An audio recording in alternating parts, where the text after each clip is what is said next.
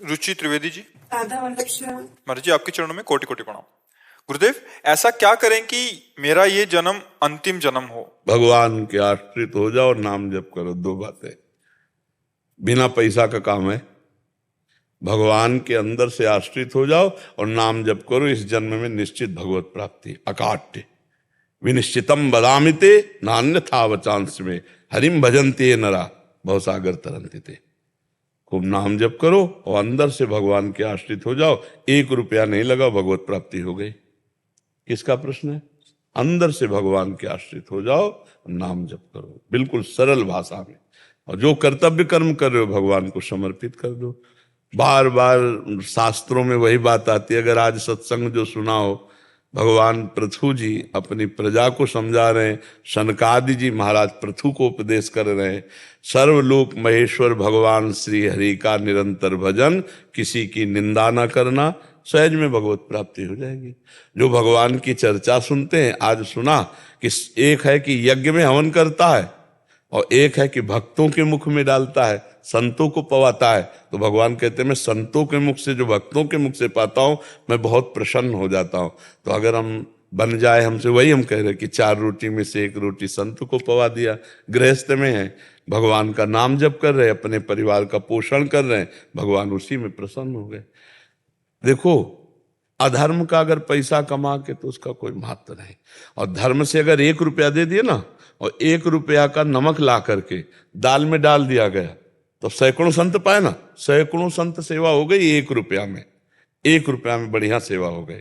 और बेईमानी करके गंदा पैसा आप दो और वो बुद्धि भ्रष्ट करे तो अपराध हो गया, संतों का भजन छूट जाएगा। तो गृहस्थी में अपने कर्तव्य का पालन करते हुए, भगवान के आश्रित होकर नाम जप करते हुए भगवत प्राप्ति सहज है।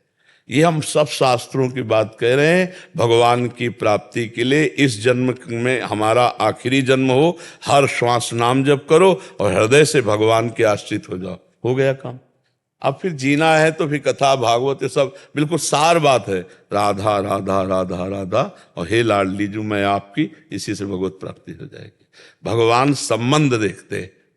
एक जगन्नाथ जी के सेवक थे जो अंग सेवी, अब वो गलत संग से वैश्यागामी हो गए, वैश्या का संसर्ग करने लगे। तो आपस में सब जितने पार्षद थे सब एकत्रित हुए और उनको बुलाया और कहा या तो जगन्नाथ जी को पकड़ो, वैश्या छोड़ो, और या जगन्नाथ जी को छोड़ो, वैश्या के पास जाओ। दोनों एक साथ नहीं हो सकते। उन्होंने कहा जगन्नाथ जी को हम छोड़ देते हैं। तो भगवान की लीला ऐसी।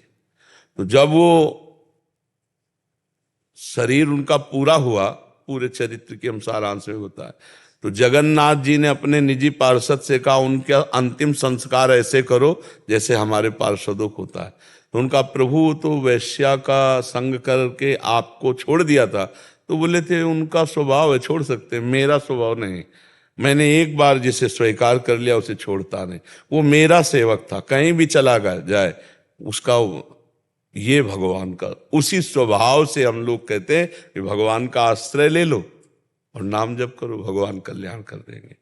मन वचन कर्म से एक से भी भगवान से जुड़ जाए तो भगवान उसका कल्याण कर देते हैं। अजामिल ने अपने पुत्र के बहाने नारायण बुलाया तो भगवत प्राप्ति हो गई। हम जानबूझकर नारायण नारायण बुलाएंगे तो भगवत प्राप्ति नहीं हो जाएगी। राम राम हरि हरि हरि तो और सब मंगल होने लगता है। भगवान का नाम जप करने से सब मंगल, सब कुछ सहने की सामर्थ्य आ जाती है। भगवान से जुड़ना मंगल भवन अमंगलहारी, अमंगल का नाश हो जाता है जी।